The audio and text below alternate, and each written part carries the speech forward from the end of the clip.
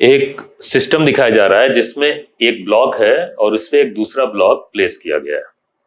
ठीक, ये surface rough है, ये जो कॉन्टेक्ट सरफेस है दोनों की रफ है, और ये ऊपर वाले ब्लॉक पे एक फोर्स लगा रहा है। इस फोर्स का नतीजा ये होगा कि पूरा सिस्टम एज ए होल चल देगा। ये फोर्स लगाए देगा, पूरा सिस्टम चल रहा है।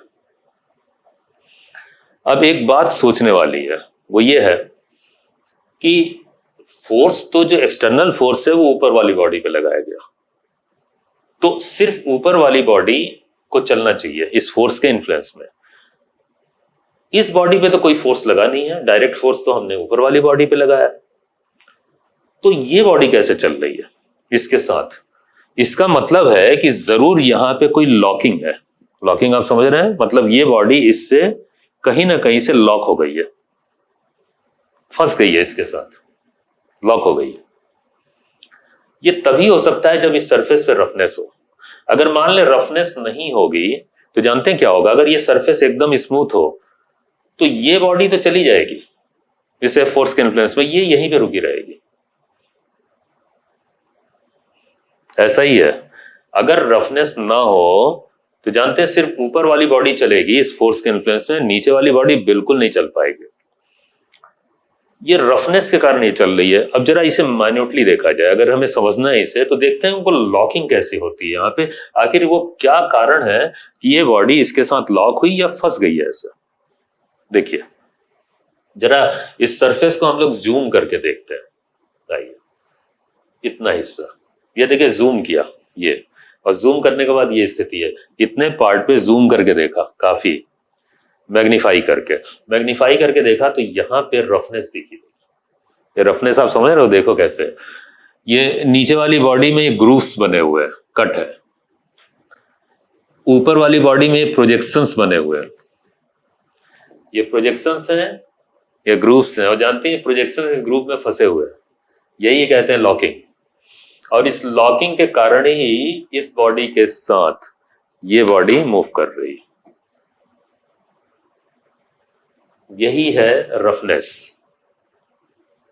तो ये तो हो गई रफ सरफेस, लॉकिंग दिखा दिया हमने। अब मैं आपको दिखाता हूं कि फोर्स कैसे डेवलप होता है। ये जो फ्रिक्शन फोर्स है ये कैसे आएगा? ये तो एक्सटर्नल फोर्स है। अब यहां पे इस बॉडी को ये रफनेस चला रही है, तो रफनेस क्या चलाती है? रफनेस के कारण कोई फोर्स क्रिएट होगा इस बॉडी पे, तभी तो ये बॉडी चलेगी, है ना? तो वो कैसे आता है जरा ध्यान से देखिएगा। देखिए मैं इन दोनों बॉडी के इस सरफेस को मैग्नीफाई करके इनके ग्रूव्स और जो प्रोजेक्शंस हैं उनको इनलार्ज करके दिखा रहा हूं, अलग अलग करके। देखिए ये अलग अलग है, ठीक, दोनों बॉडीज के। अब होगा क्या कि जब इस बॉडी को इस पे आप रखेंगे तो ये लॉकिंग हो जाएगी। देखिए, देख रहे हैं ऐसे, ये हुई लॉकिंग। अच्छा, ये लॉकिंग हो गई। अब लॉकिंग के बाद आप देखोगे कि जब इस पे आप फोर्स लगाओगे तो होगा क्या? ध्यान से देखिएगा। फोर्स लगाया तो पहली हैपनिंग तो ये हुई, यहां पे देखिए क्या हो रहा है, यहां ये देखें, ये फोर्स लगाने से ऊपर वाली बॉडी मूव की, और ये देखें यहां पे ये कांटेक्ट आ गया। पहले फोर्स लगा, ये कांटेक्ट डेवलप हुआ, और कांटेक्ट के बाद अभी फोर्स लगा हुआ है, आगे ये हैपनिंग होगी, ये पूरा सिस्टम चल देगा। और ये देखें कुछ इंटरनल फोर्सेस कंप्रेसिव टाइप के डेवलप हो गए। अब ये क्यों डेवलप हुए ये आपको समझ में आ रहा होगा, आप पढ़ चुके हो, ठीक, न्यूटन्स लॉ में। देखिए फिर से दिखाता हूं हैपनिंग। ये जो लॉकिंग दिखाई जा रही थी, इसी को मैग्नीफाई करके अगर दोनों बॉडी पे दिखाया जाए तो हुआ क्या कि जब ऊपर वाली बॉडी को नीचे वाली ब्लॉक पे या बॉडी पे रखा गया तो लॉक तो बन गए, लेकिन अभी इनका यूज नहीं हुआ है। जब फोर्स लगाया गया तो ये देखिए ये शिफ्ट हुआ और यहां पे कांटेक्ट डेवलप हुआ।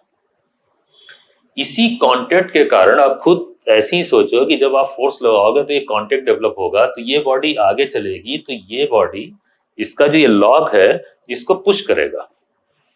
भाई जब आप इसे आगे बढ़ाएंगे ये, तो यहाँ पे जब कांटेक्ट होगा तो ये इसे पुश करेगा।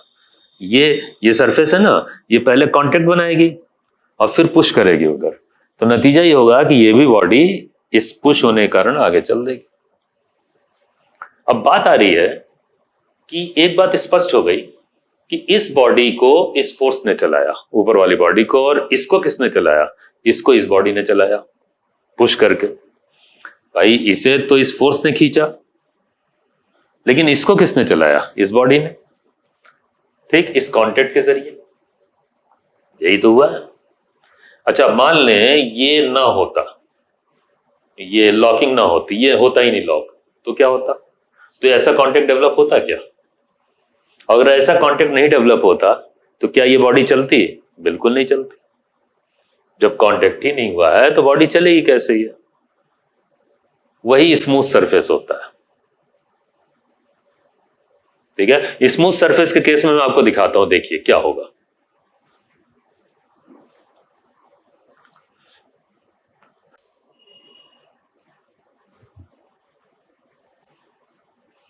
देखिए स्मूथ सरफेस के केस में क्या होगा। अगर यहां पे लॉकिंग ना हो, सरफेस स्मूथ हो, तो देखिए क्या हैपनिंग होगी।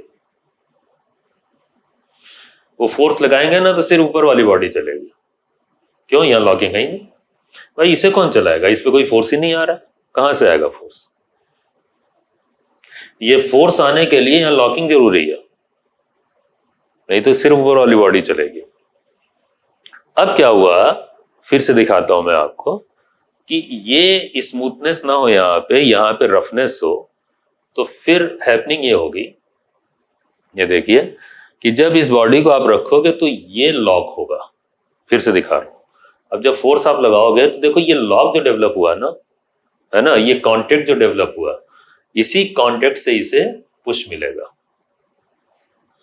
नीचे वाली बॉडी को, और नीचे वाली बॉडी भी चलेगी। अब आती है बात कि यहां पे जो फोर्सेस डेवलप होंगे वो बेसिकली क्या है?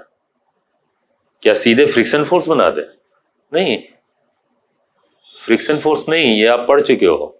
ये कंप्रेसिव टाइप का इंटरनल फोर्स पेयर में, ये देखिए यहां पे एक कांटेक्ट है R1 R1 एक पेयर, और एक दूसरा ये देखें ये कांटेक्ट है यहां R2 R2। अब पूरा सिस्टम एज ए होल चल रहा है। क्यों? क्योंकि इसे तो ये फोर्स चला रहा है, इसको ये बॉडी चला रही है, और किस फोर्स के जरिए? R1 और R2 ये वाला, ये देखें ये फोर्स आप पढ़ चुके हो, ये फोर्स इस बॉडी पे लग रहा है नीचे वाली बॉडी पे, जबकि ये वाला फोर्स ऊपर वाली बॉडी पे। ये फोर्स R2 इस बॉडी पे और ये R2 इस बॉडी पे ऊपर वाली। तो ये जो R1 R2 जो फॉरवर्ड डायरेक्शन के दिख रहे हैं, यही रिस्पॉन्सिबल फोर्स है नीचे वाली बॉडी को चलाने के लिए। ठीक है ना? जबकि ये R1 R2 इस बॉडी को अपोज कर रहे हैं।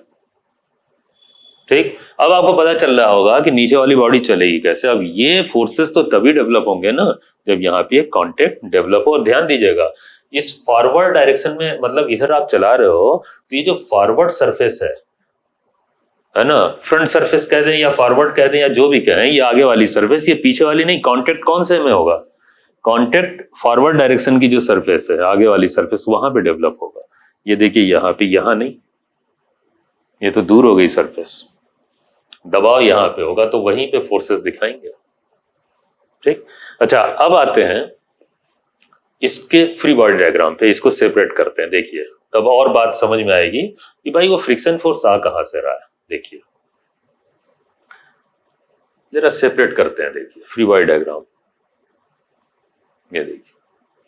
अब ये रफ सरफेस पे या बॉडीज पे रफनेस के कारण जो फोर्सेस डेवलप हुए स्पष्ट है। जैसे इसका फ्री बॉडी डायग्राम देखें तो ये F फोर्स आगे है, और ये जो प्रोजेक्शंस थे उस पे R1 और R2 ये बैकवर्ड डायरेक्शन में पीछे की तरफ लग रहा है, जबकि नीचे वाली बॉडी पे R1 R2 ये फॉरवर्ड डायरेक्शन में लग रहा है जो इसे चला रहा था आगे, जबकि ये वाले फोर्सेस अपोज कर रहे हैं इस मोशन को।